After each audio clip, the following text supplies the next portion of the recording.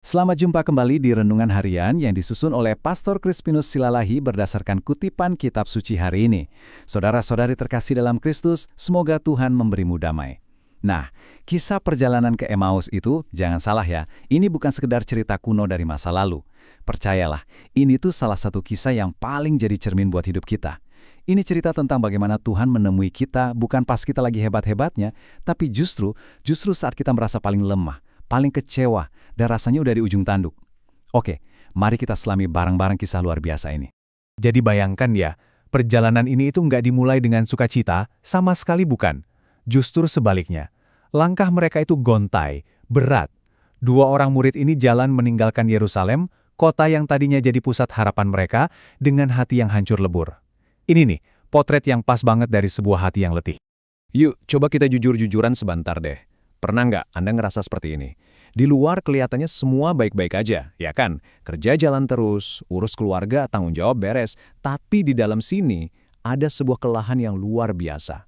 Sebuah kekecewaan yang bikin semuanya terasa hampa. Nah, persis itulah yang dirasakan kedua murid ini. Nah ini dia nih biang keladinya. Kalimat ini, manusiawi sekali ya kan? Padahal kami berharap mereka itu sudah menaruh semua mimpi, semua masa depan mereka di pundak Yesus, dan sekarang rasanya semua itu hancur berkeping-keping di atas kayu salib. Cara pandang mereka saat itu adalah cara pandang orang yang kehilangan segalanya. Dan ini kan sering banget kita alami juga ya. Kita sering berada di jurang yang sama antara harapan dan kenyataan. Kita pengennya bisnis sukses, keluarga adem ayem, hubungan membaik, tapi realitanya kadang jauh panggang dari api.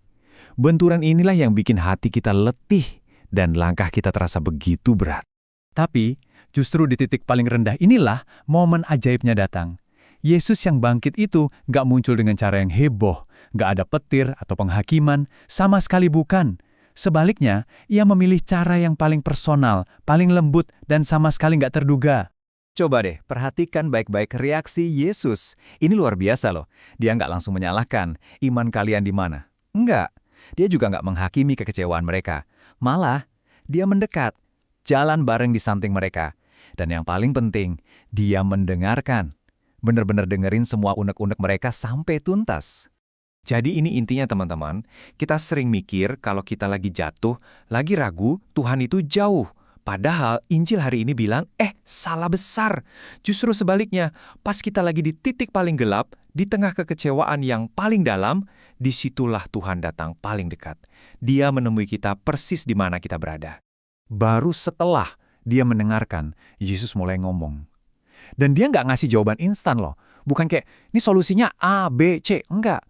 Dia justru ngajak mereka mundur sebentar, buka lagi kitab suci, dan lihat semua kejadian itu dari kacamata yang beda, dari kacamatanya Tuhan. Dan hasilnya, wow! Lihat kata kuncinya di sini, berkobar-kobar. Hati yang tadinya udah kayak es batu, dingin, beku karena putus asa, tiba-tiba mulai hangat. Mulai ada percikan api lagi. Sabda Tuhan itu punya kuasa untuk menyalakan kembali api harapan, bahkan ketika situasi di luar belum berubah sama sekali. Ini penting banget ya, perubahannya itu terjadi di dalam diri mereka. Jalan yang mereka lewati masih sama, masalah yang mereka hadapi belum hilang, tapi hati dan cara pandang mereka, itu yang diubahkan. Kayak dapat suntikan energi baru dari sabda Tuhan untuk terus melangkah. Tapi ceritanya belum selesai.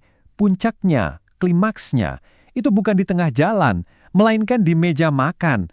Saat mereka mengajak orang asing ini untuk mampir, momen pengenalan yang sesungguhnya akhirnya tiba. Dan disitulah, klik, momen aha-nya datang. Bukan lewat kata-kata hebat, tapi lewat satu tindakan sederhana yang syarat makna, pemecahan roti. Dan dalam tindakan inilah, boom, selubung yang menutupi mata mereka seolah-olah tersingkap. Mereka akhirnya melihat. Kalau kita pikir-pikir, pengalaman Emmaus ini kan cetak biru dari Misa Kudus ya, persis sama polanya. Pertama, kita berkumpul untuk mendengarkan sabda yang membuat hati kita berkobar-kobar. Lalu puncaknya, kita mengenali kehadirannya secara nyata dalam Ekaristi saat pemecahan roti. Karena begini, kalau kita benar-benar ketemu Kristus yang bangkit, gak mungkin kita tetap jadi orang yang sama. Pasti ada perubahan. Coba kita lihat transformasi mereka. Perjalanan pulang mereka bakal beda 180 derajat. Lihat perbedaannya. Jauh banget kan? Dari yang tadinya lesu, jadi berani. Dari yang tadinya bingung, jadi mantap. Dari yang cuma bisa ngeluh, sekarang mereka lari. Lari untuk jadi pewarta kabar gembira.